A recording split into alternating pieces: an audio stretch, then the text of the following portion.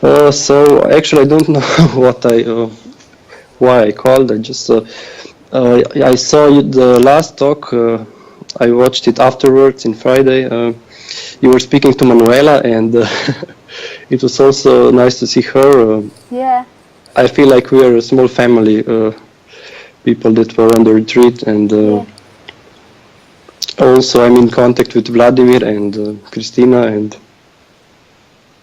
Oh, nice. Oh, yeah, there they is a live very nice close to you. connection between us. Yes, we are in Slovenia also. Mm. And there were some weird things happening also after the retreat because I came to this retreat with some expectations, and also I had some concepts. I thought that I'm enlightened or in something like that. And in the end, I didn't quite get from this retreat what I expected, and so there was this huge disappointment, and I felt totally down, and so I think it lasted for a few days. So I think that through this suffering, my ego collapsed completely. So then I would just wake up in the middle of the night, and I was crying all night, and Wow. I couldn't tell where my body is finishing, and when the room starts, it was just one. So. Wow, that's beautiful. And still now, I think that my life now it's more like a smooth flow, not so much struggle. Before it worked, and everywhere it was so much struggling and resistance, but now it just flows more. Still many things are arising. For example, at work, I notice with my senior workers that I feel embarrassed in front of them, and some workers that are not like lower, and then I feel more comfortable with them. So in this way, it is obvious how this ego still is functioning. Yeah. But it sounds like So there was a change that happened, like a collapse. But that's what it does, is it collapses and then it builds bits back up again. yes, I was tempted not to go working at all, but then just to stay in this peace and oneness. But then somehow I felt it's good if I now, if this happened now, this oneness, that now it has to be tested somehow. So it's to take this challenge of working again to see what happens. So Yeah. uh, Oh, nice. yes, and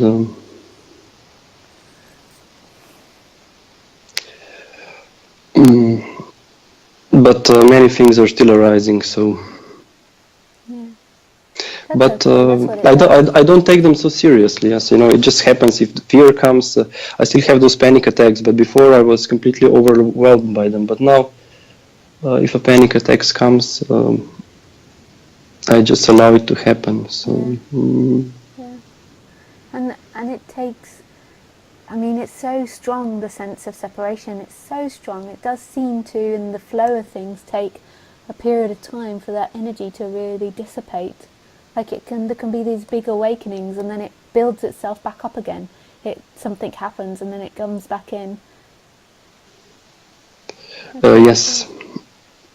Because also before I had so many concepts. I was this very serious spiritual seeker for I think 7 years. I had this friend. He was a Christian, and he was like my mentor or something, like my teacher, and so he advised me to abstain from this life, from work, from girls, alcohol, having fun. So basically for many years I was living just like that, meditating and praying, and then all these ideas collapsed. Yeah.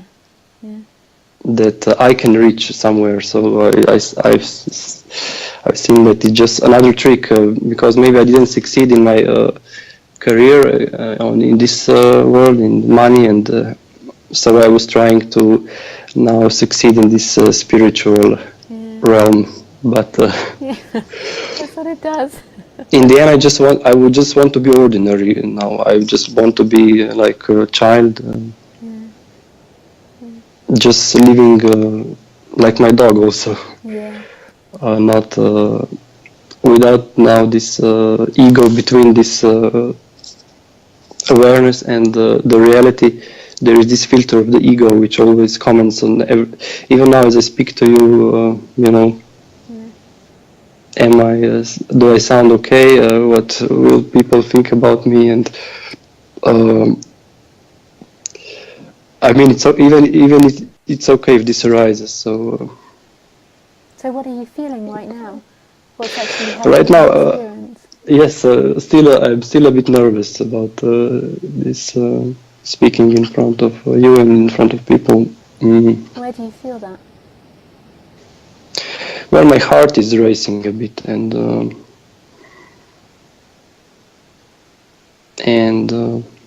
Does it make you want to fill the silence? yes. Actually, I don't know why.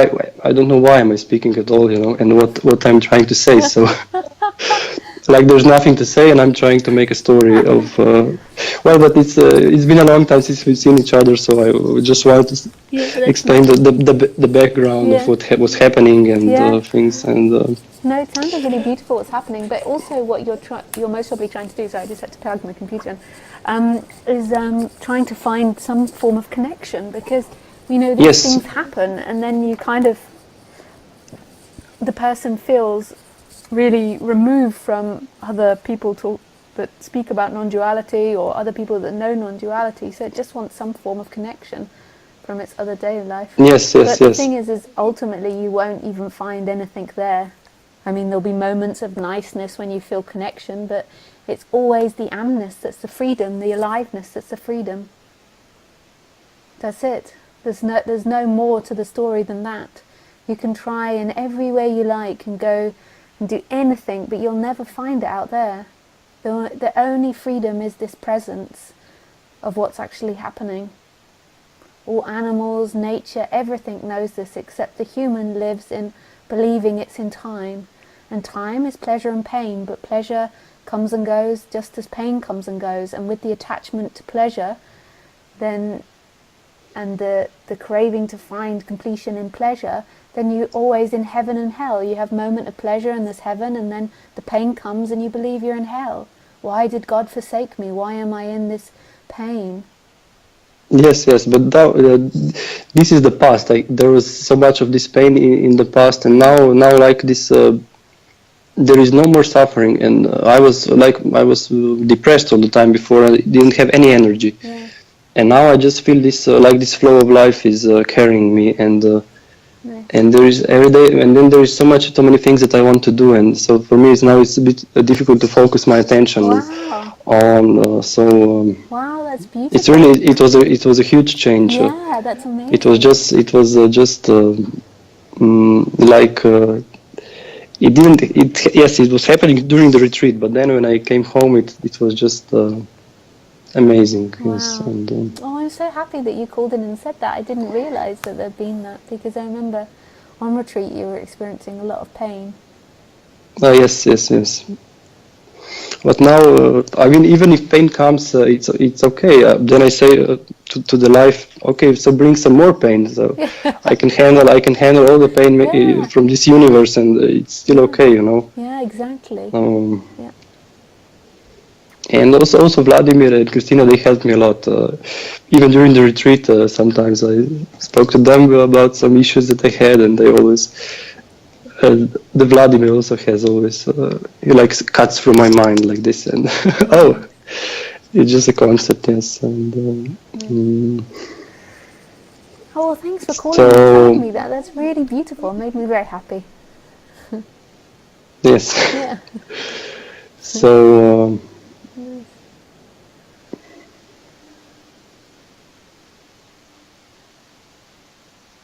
Even now it's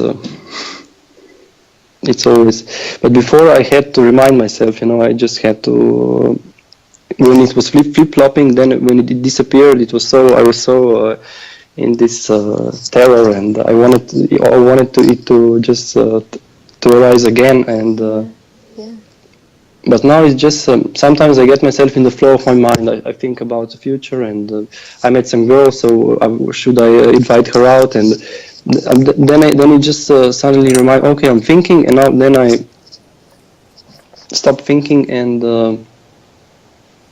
then I don't get into this film again of trying to reach for this awareness, but I just let go everything. I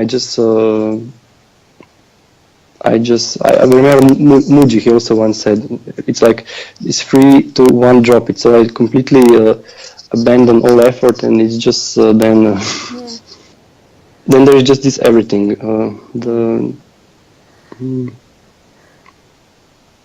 So yes, okay, it was nice to share. Yes. Yeah, thank you so much for letting me know that. So, thank you.